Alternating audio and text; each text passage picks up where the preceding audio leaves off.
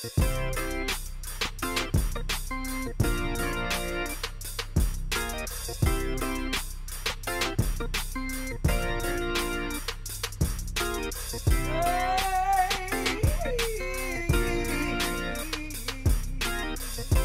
hello, check, check. 1, 2, 8, 9, 11, 48. All right, it's not late, it's right on time. It's the Cannabis Coffee Hour time with your host, Rob Cantrell, me. Welcome to the Cannabis Coffee Hour podcast. This is my weekly podcast where I drink coffee, I talk about life, zen, love, art, comedy, sketch, stand-up, music, weed, acid, cocaine, water, rocks, the universe. You know the vibe. Today I'm drinking some coffee. I'm drinking some bomb-ass coffee. And I am on my second French press, so I might be extra hyped up, but I'm enjoying it. But we're in February, everybody, 2020. How's everybody's 2020 going? Hit me up at contact at robcantrell.com. And also like and subscribe to this podcast, leave a comment, tell your friends. We're up in the numbers, and we're climbing every week because I just think people understand the vibe that cannabis is going to be one of the things that's going to save the planet. That's what I have been really tapping into. Smoking is awesome. Today I don't have any herb. I haven't had herb in like a week. And I have been thinking about it, and I have been wanting it. But I got like 3 different projects on the table right now that I just want to knock out and get done. And but it's been a fun week, and I think I'll probably run into some this weekend. I'm doing shows this weekend in New York at this weekend. What is this fucking weekend? So this weekend would be the 8th and the 9th, right? No, Friday the 7th, yeah. So Friday, I'm doing this venue called Old Man Hustle, which is in Williamsburg in Brooklyn. That should be fun. And then I'm running over to this place on 14th Street. It's kind of like an Art Deco venue, but they have a comedy show that they've had a few years called The Secret Loft. And it's a cool venue. You should definitely check it out if you're in New York. If you want to see some stand-up in kind of a, it's not your typical comedy club, let's put it that way. And it's very 420 friendly. I don't know if you can't smoke it in there, but I don't know. You'll figure it out. Just go check it out. It's dope. So I'm doing sets there, and I'm working out stand-up, and I'm writing. But I'm also working on another writing project, and this week was really fun, man. On Tuesday, I went to the Last OG rap party. If you don't know, the Last OG is a television show with Tracy Morgan and Tiffany Haddish, and it's on TBS. In the last 2 years, I've opened for Tracy here and there, Tracy Morgan, as well as doing my own stand-up, but also opening for him here and there. I don't always do it. He has a rotating group of cats. But what was cool was I got the call to do an acting. I haven't done a big acting role in a TV show in a while. So, well, actually, I haven't. That was my first debut of acting in a real TV show. Well, no, I did Last Comic Standing, and I did Tough Crowd with Colin Quinn. Everything has been stand-up oriented, like completely myself, and like playing a character. That was, I can act, I'm great at it, and that's what I've been doing with my short film series for the last couple years. I've been doing independent stuff, but also at the same time working on stand-up. But this was the first time with a big cameras and you know, it's a whole rigmarole. Tons of paperwork, and, you know, my own trailer, makeup people, the whole nine. So that was a cool experience, but what was even cooler was I pulled it off, and what was even cooler was I got invited to the wrap party, which is like the whole cast and crew, which was like 200 people, and it was in a rented out space restaurant in Brooklyn, and the whole cast was there, and I brought my wife, and I felt like a big shot. Well, I wasn't that, you know, there was a lot, you know, bigger. I just had one scene. I don't, you know, you got to keep your ego in check with all this stuff. But it was a fun night out. Let's put it that way. And the vibe there was it was during the big Trump presidential address, and I was glad. I know I've been saying not to get political, but it's been really hard not to get political these days. But I was just glad I was not dealing with any of that, and I was in kind of Tracy Morgan's television show Rap Party, which did not have any political shit going on. People were just, there was just good music, good vibes, good people. And it was just a cool thing for my career, like how, you know, all these little steps have led to this point, and then all of a sudden I'm on a television show with Tracy Morgan, one of the, you know, you can't deny he's not one of the biggest comedy stars out there, because he is, and he's one of the funniest dudes on the planet. But it was a trip, you know. I am just a kid from DC, in a small town in Virginia. Like, people where I come from didn't really go for their dreams, and I grew up in the 70s and 80s, and yeah, so it was just like, to get to this point and to be there and bring my wife, and everybody knew me. Tracy was like, yo, what's up? And the directors and the producers and people, you know, were giving me some love. So that was cool. And I hung out, and I brought my wife, and she got to drink 2 glasses of wine and get a buzz on, and hung out, and then we broke out. But the crazy thing is when I went, it was a classy enough place that you check your coats and shit. So we checked our coats. We went in there. And then when I was walking out, I got my coats, and I look up, and there was this big bulletin board. They had a rented out restaurant, and this was the coffee shop in the restaurant, or like the area where they do espressos and shit. You know, it was like some high-end hipster fucking Williamsburg restaurant shit. But they had a big quote from Mitch Hedberg, who I toured with, who was my friend. I smoked weed with Hedberg in Sacramento. I remember in the green room between shows. His wife, Lynn, wasn't there that week, and I had a bunch of weed. I didn't have a bunch of weed. I had some weed. I always have some weed because my thing is that I'll smoke the shit out of it all the time.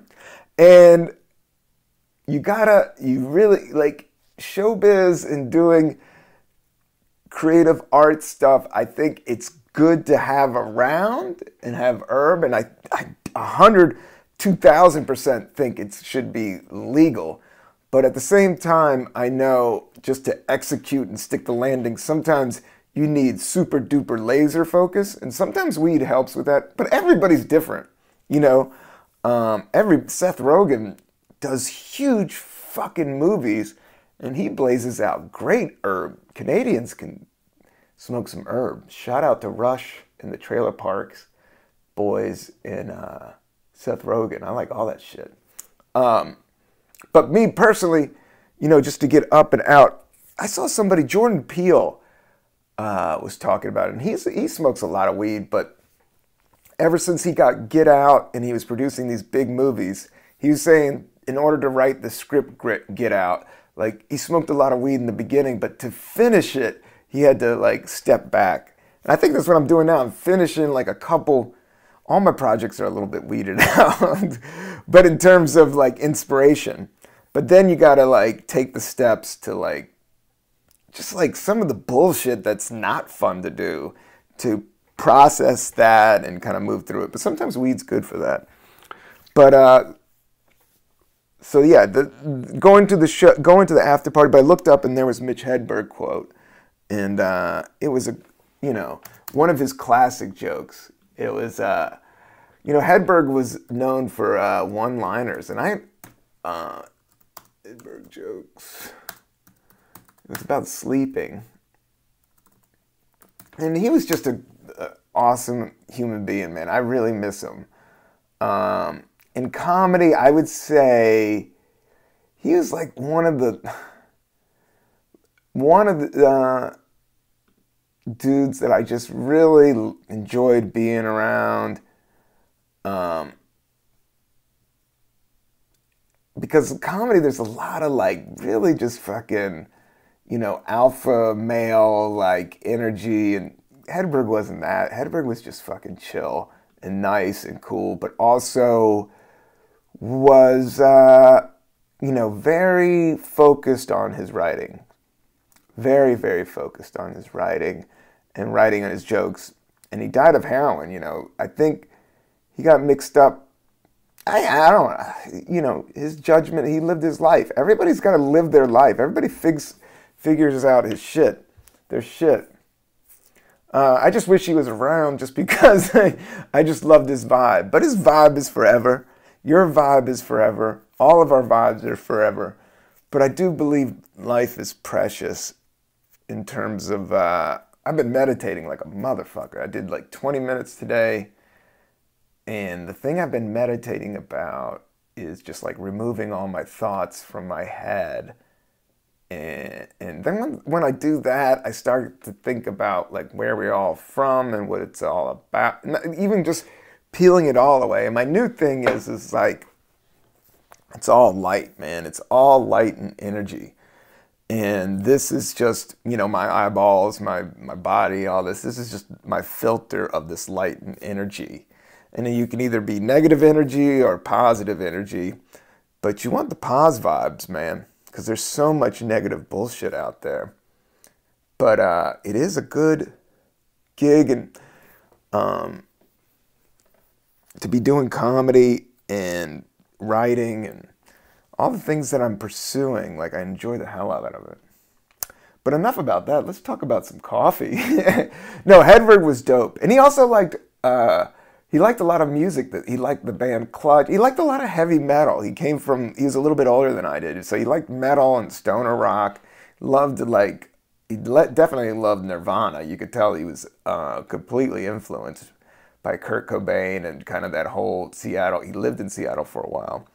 But that was his generation. Like there was like that generation that's like right after like Guns N' Roses and Nirvana. Just like, it's very weird. There was a fucking flip of the switch.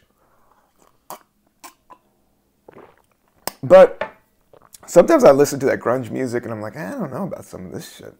You know, art, it's weird how art, what stays around and what ages, what doesn't age.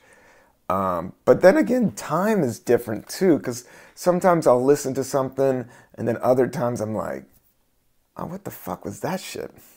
You know, I've been going back to a lot of Tom Petty.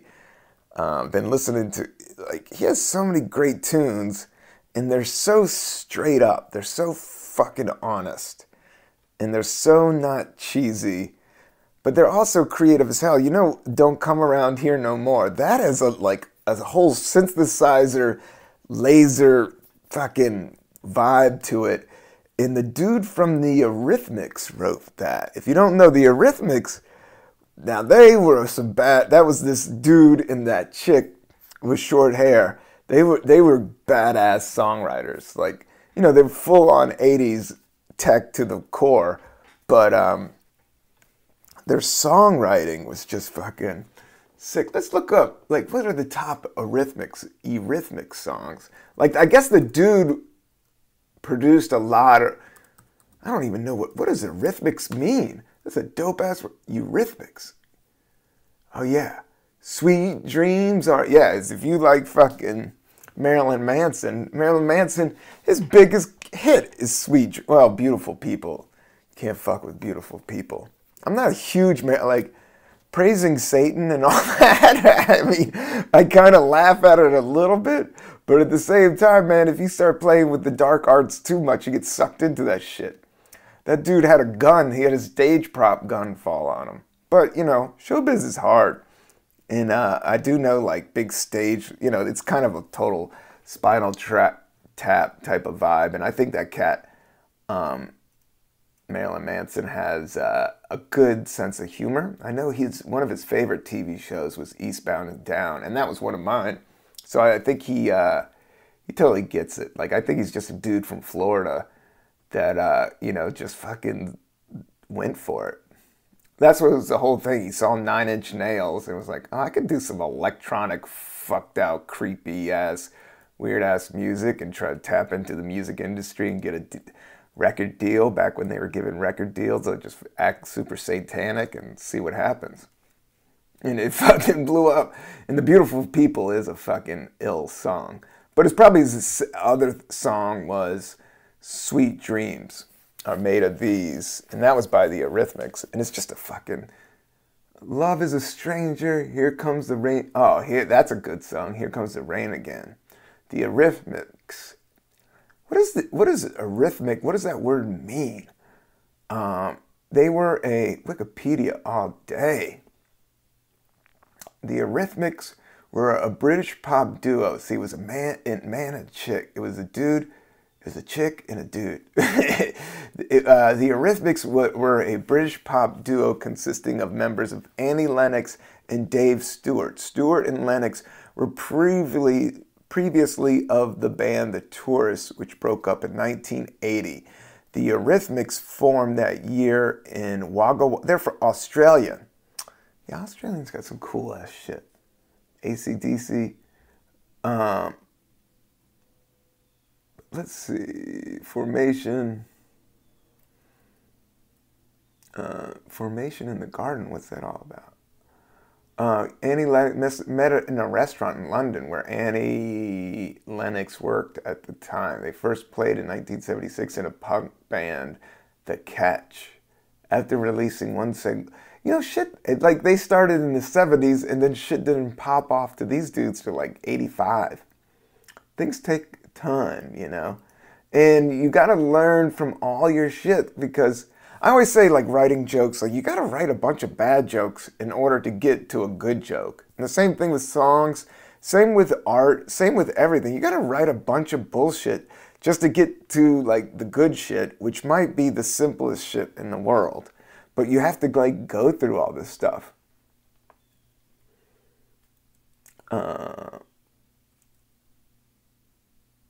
Let's see. I don't want to just sit here and read. They're interesting. Go check out Sweet Dreams. They are good. And you could check out Marilyn Manson's version. He did a decent version, but I don't think it's as good as the other one. Same thing with Toto, like Africa. That's a good song, man.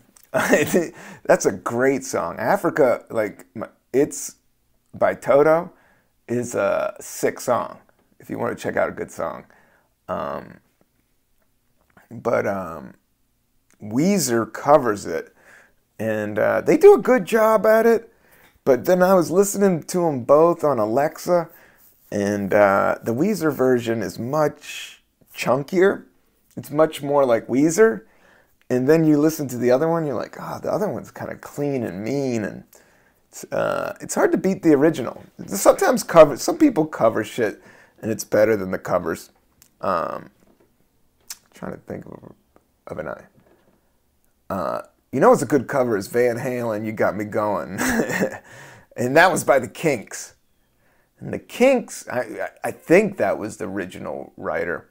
Now the Kinks, everybody loves the Beatles, but the Kinks had some sick songwriting. Like Lola is one of the better, funniest, obscure, funky, weird, kitschy tunes. But just the chord progression, just how it's played, the choruses out of line, you know, drinking cherry Coca-Cola, all that shit. Like, that's some really good songwriting. I dig it. This is some really good coffee I'm having. I'm on my second cup, Cobble Hill Blend, Union Market. Now, Union Market, I got this. I got a pound of this for $11. And this was some good shit. I got the whole bean. This is not throwing it back to tradition. Oh, we're throwing it back to this tradition. Full-bodied coffee made in classic Mocha Java style.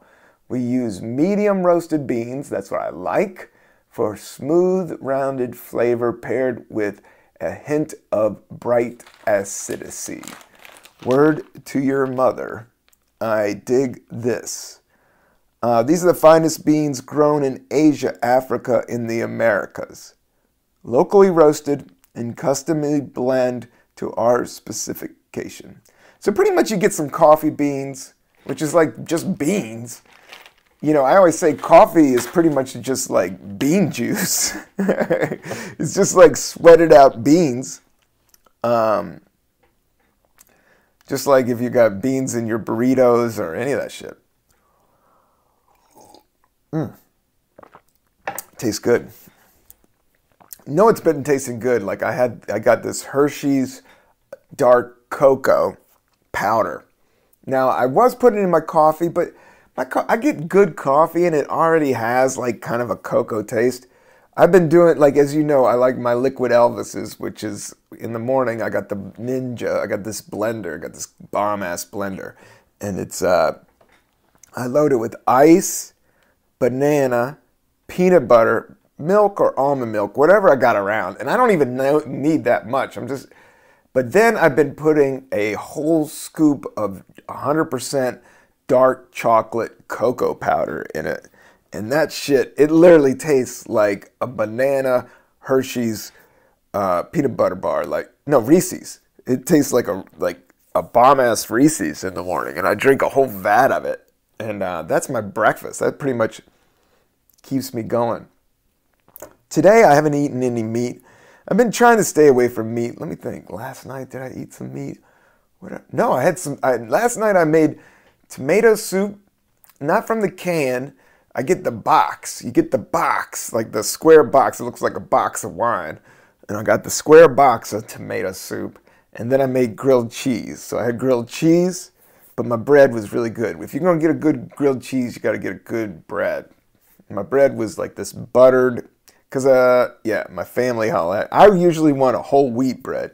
I've been reading all about white bread and how fucking sugary that shit is. Like, you need the whole grains. You need that shit before it gets processed. Everything before it's processed is good for you, you know? That's why, that's why I always talk about growing weed and smoking, like, weed that's, like, freshly grown. Like, the weed, you can sit there and say, this is from this. But if you get the weed, if you know the grower, that's who you got to go to. And you get it right when it's cured just right. You got to get in, they call burping the jars. They get the weed out, they dry it, then they put it in the jar, and then you kind of like let it sit there for a day or two and let it dry out. But not too, you don't want it so dried out in the sun that it burns all the THC or, I'm not a super pot nerd. Shout out to this famous grower, SUBCOOL. Now, SUBCOOL, like during my times of high times, I do feel a family connection to High Times. I literally hung out at High Times magazine for like 7 years, and that's where I got most of my weed in New York. I don't want to fucking drop a dime on anybody, but New York is just not that legal, so it's kind of sketch. But I knew the dudes that had the best of the best.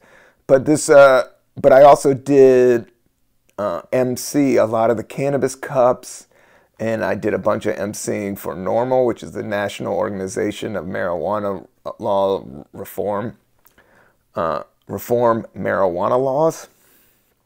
So I met a lot of these people in the cannabis community early on, like 10, 15, 17 years ago. I remember going to events even in like 99 and in 2000 in San Francisco when I was just doing stand-up comedy. Like, it just, me and Herb and stand-up in San Francisco is the perfect combination. I need to book some gigs out there, but it's been a while since I've been out there. I've been New York hustling all this time, but hopefully this new TV credit with The Last OG will get me back out on the road a little bit more. But, what was I talking? Oh, SUBCOOL. So SUBCOOL was this breeder. He made the seeds, and you should refer to Danny Danko if you want to know somebody that knows the most about growing pot. If you're interested in growing pot, because it's getting legal and all that. Danny Danko has a book about growing pot, and it's a great book. Check that out. But his good friend who I first met this dude in Portland, and I went out to Portland, and I did a show. I did the Marijuana Logs at the Aladdin Theater. I was in this play called The Marijuana Logs with Tony Kameen and Dan Gabriel. It was originally with Arj Barker and Doug Benson, but Doug blew up from Super High Me, and then Arj Barker went down to Australia, and now he's like one of the he's one of the best comics I've ever known. Him and Mitch Hedberg are two of my favorite, like those were my OGs in terms of writing. I'd say Tracy Morgan is more of my OG in performance style and just vibe, because he's just, Tracy's just fucking funny, off the wall, bizarre, but also has he has a cool artistic side to him. People slip on it, but he's more arty. His dad would sing and write music. Like his whole family's like musically inclined, and they just understand the arts. But Mitch and Arj Barker were more joke writers, and that's were my first influences when I first got into like just the bottom rung of stand-up, going to clubs. And then I saw these dudes, Arj Barker and Mitch Hedberg, and those dudes blew my mind, along with Dave Attell. But Dave Attell is definitely more New York style, which is just hard, smash mouth, which you need in stand-up, and which New York has gotten for me. But I'm trying to lean a little bit more back to the out there goofball style. And that's where, I think Tracy does a little bit of both, but Tracy's main thing is sketch and acting. And that's what I'm learning the most from him. Where was I going? Oh, SUBCOOL. Fuck, man. I'm all over the map, and I haven't even smoked any weed. But SUBCOOL was this, Bruce Lee always says you remember who was nice to you. If somebody's nice to me in person, when they don't even need to be nice, when they're not even getting anything out of me, I remember it. I just do. I fucking remember it. So I was doing a show, the Marijuana, and then Danny Danko from High Times Magazine was doing a normal conference. And I think I did a set there. I don't know if I got paid, but there was a couple shows, and I had a show. I remember that's when I tried to drive. I did do it. I drove from San Francisco to Portland. People, if you try to do that drive, just know it's about a 3-day drive. I thought it was like a 1-day drive. And then I looked at it, I was like, oh shit, I gotta be in Portland tomorrow, and I didn't have a plane ticket. I just had to rent a car, and I was looking at it, I was like, oh shit, man, this is like a 29-hour drive. I gotta figure this out. And I had only like a day and a half. That's when I drove, and I slept in the car off the side of the road for a while, and then just kept on driving. It was like one of those big hauls. But I made it up to Portland, which was a cool town. I only played Portland twice, and this was one of them. And one of them was, we would go to this place that was it was before legalization was full out in Portland. They would have these community centers that you could drink free coffee, and then the weed guys you were allowed to trade weed legally. It was some weird rule where you weren't allowed to exchange money, but you could go to these places, and it was for medical reasons. So if you had AIDS or cancer, you could go to these community centers, and these growers would come, and I'm sure there's money under the table. There was some shit going on, but it was, there was there's still a lot of gray areas with marijuana legalization. And I don't even like calling it marijuana. That is some propaganda name to make it sound more Spanish, and that's kind of the weird racial undertone of making it illegal. I call it cannabis. You can call it whatever the fuck you want. I like to call it herb too. But yeah, I met SUBCOOL at this coffee community medical center that I went in with Danny Danko, you needed a membership to get in, but since he was with High Times and he was like the big speaker at this thing, we went in there, and SUBCOOL has the best weed. He's like one of those top breeders. So, but he just recently died. He passed away. I'm not sure, but all I do remember, he was super cool, and he loved my coffee and weed song. And he gave me shout outs. He had a podcast called Pot Nerd or something, Weed Nerd, or, you know, they would talk about, you know, if you want to get really deep, go back to check out his shit. If you're into growing and all, if you found this podcast by random and you're more interested in cannabis lifestyle than my super zenned out stretching shit, yeah, check out SUBCOOL. Rest in peace, SUBCOOL. Man, all I can say is, like, he was a good dude to me. I just remember him being nice and him giving me some shout outs. And I was like, oh, that's fucking cool. But I haven't been smoking that much herb. I've just been meditating 20 minutes a day. And then I've been doing, oh man, I think I talked about it on the last one. But dude, I saw my two favorite spirit or like meditation consciousness, I think everybody's getting there. Like, we're all understanding the power of the brain. Like, something my mom always taught me is like, and I think I talked about it in the last episode of the Cannabis Coffee Hour, is world peace, or the idea of peace, or the idea, like, I think that's at the core of all this political, and, you know, if you believe in peace or not. And I guess if you don't believe it, you're like, well, it's bird of prey. You know, motherfuckers are going to take your shit no matter what. There's just evil motherfuckers out there. But I do believe there's another level of consciousness that is beyond violence. I do believe there's another level of our brain that we haven't even tapped into. And my mom would say this to me, and when I was young, I was like, well, I don't give a shit. I'm going to go break dance and drink beer and pick my nose and shit like that. But as I get older, and I've learned to meditate because my mind was just racing so fucking hard, and I believe that's from social media's popped up in the last 10 years. Me getting older, me having a family, me just processing shit. Like, you know, I've had people I know kill themselves. I had people die of drug stuff because shit is heavy. You shouldn't take it too heavy, but the shit gets heavy, yo. That's just how it is. And you have to learn to control your brain or it's going to fuck you up. And you can't listen to your ego. Your ego's a motherfucker. And I've learned that. And that's how I've learned it. And like, I still haven't conquered it. It still slips in there. Mine, it comes like in forms of jealousy, and in forms of that neediness, that fucking thirst, which is the wackest shit you can have. Because in essence, you know, life is so, I love it, man. I mean, making the money, that shit, the hustle, the grind, you know. I mean, I dig it. It's there, I guess, to spur me on towards my dreams, you know.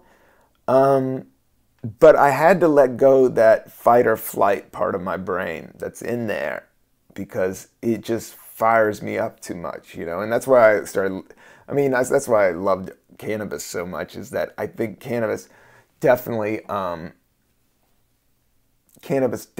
like takes you to a place where you realize your ego, like you kind of, it gives you that separation.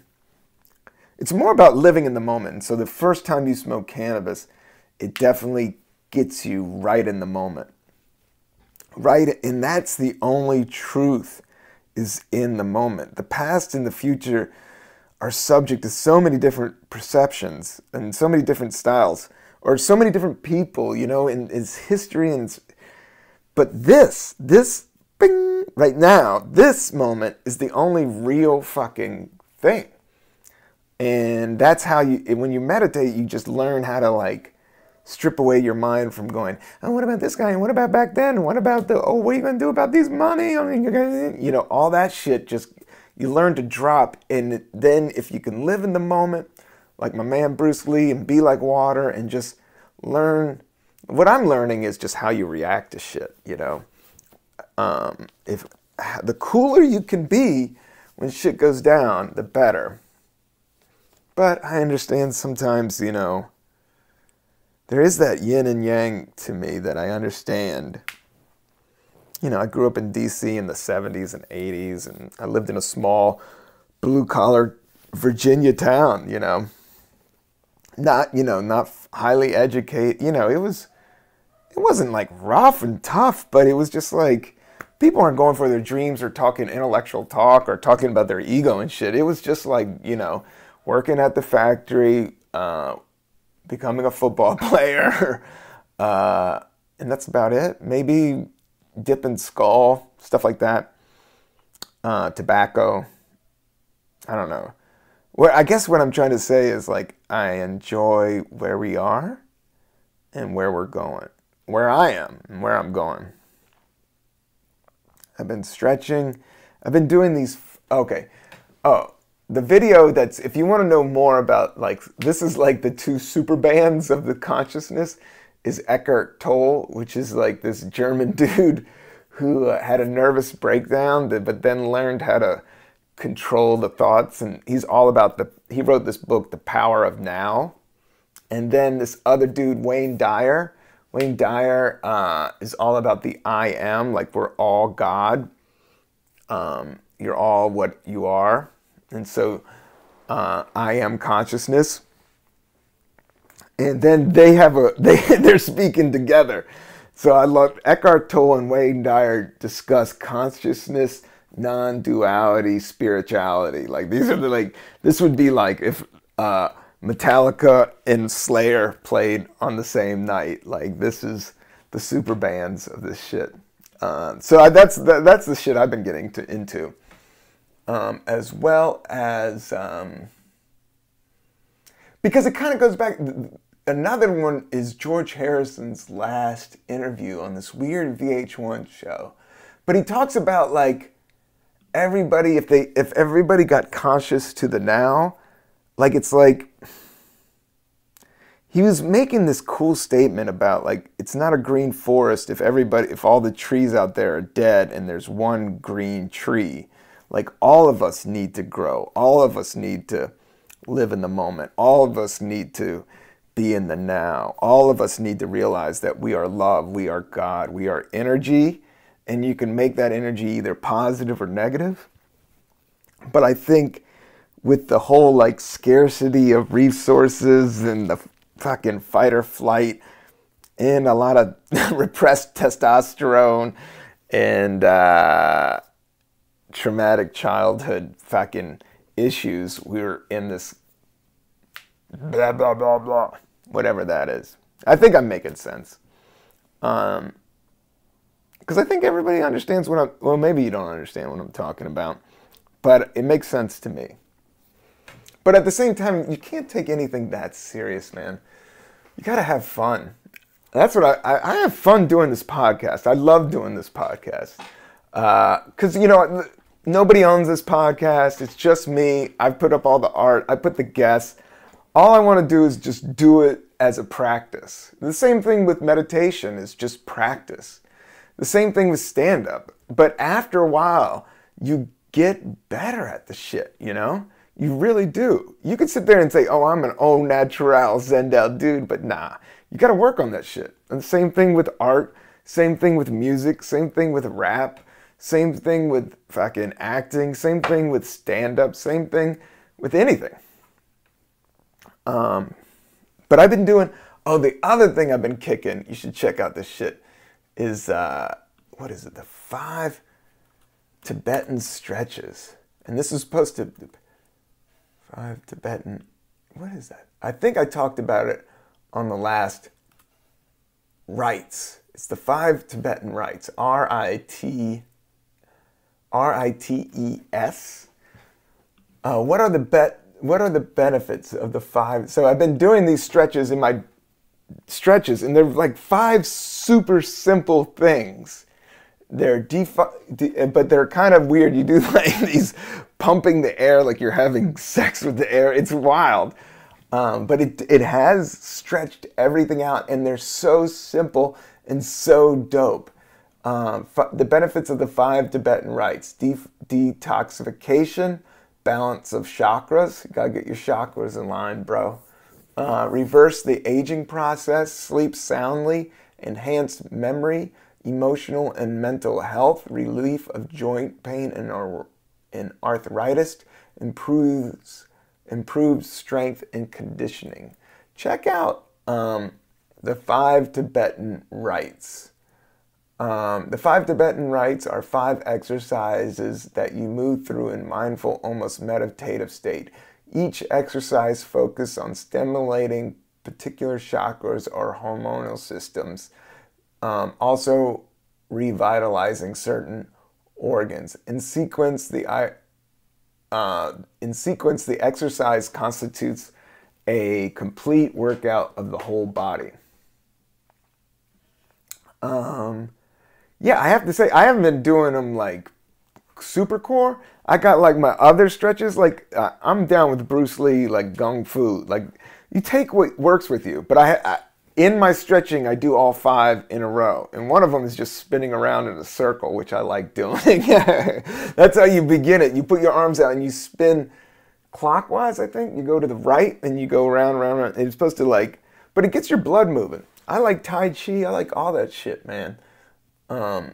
I think like in our American system, it's just like we're all over these computers and eating hamburgers and farting. And, you know, I eat hamburgers and fart and I'm over my computer right now. But you got to stretch that shit out or you're going to get gunked up later in life. So this is a really easy way. The thing about meditation and this stuff, it's free. It's 100% free. Like, even if you were just locked in somewhere, you could do all these things. And here's a cool article, the 5 Tibetan Rites. What I noticed after doing them, it looks like for 30 days. I don't know. You go to some of these sites and it's like, man, some websites got so many fucking ads and shit. I like websites with none of that shit, but people got to make $1. So I went to one and yeah, it had too much bullshit on it. I'm out. If a website has too much bullshit on it, I'm fucking out. I'm not, you know, get your shit, calm it down. There's too much shit out there. But I've been working those into my workouts. So I've been stretching and I've been meditating for 20 minutes. I was doing 40 minutes there for a while. But at the same time, I'm like, I got to get some shit done during the day. I do live in New York. I got to knock out, you know, some work. I got to get somebody's texting me right now. So I'm working on this one potential project with somebody. And then I'm finishing another. And then I'm doing this music project. And then I'm writing stand-up. And then I just finished acting. So I'm hustling. Hopefully this credit will open up doors for some new credits, for some new work. That's all it is one project leads to the next project, leads to the next project. Same thing with any art, like, and that's what I say with stand-up. You know, you gotta write a ton of shitty jokes until you get to some good ones. Same thing with drawing, you know. But that, if you love it, it's not really a big deal. I'm having a blast with this coffee, but I'm not really powering through it because I already had one French press. So this is just 1 cup of the second French press. And it's awesome. I do love me some coffee. It gets me going. Because I got to get up early in the morning and I'm out late. I'm trying to nap it up a little bit more. I did, like the other day, I had a good 20-minute nap. Nobody was around. I'm enjoying when I'm all alone. I mean, New York is so crazy, and then I got a family and all this stuff. But I do enjoy when I'm all alone. Not all the time. You don't want too much alone time, but you want some alone time. And then you can really get into the moment and try to be grateful for the moment and try to be grateful for, or just, you don't have to try, you just have to be. No trying, just be, right, Bruce Lee? I have this doll of Bruce Lee. My wife gave it for Christmas, and he's just sitting there. And I love him. He's awesome. That dude is a badass. But I'm not in. But I wonder what he would think. Like, I contemplate the whole idea of turning the other cheek. That's the really heavy shit. Yeah.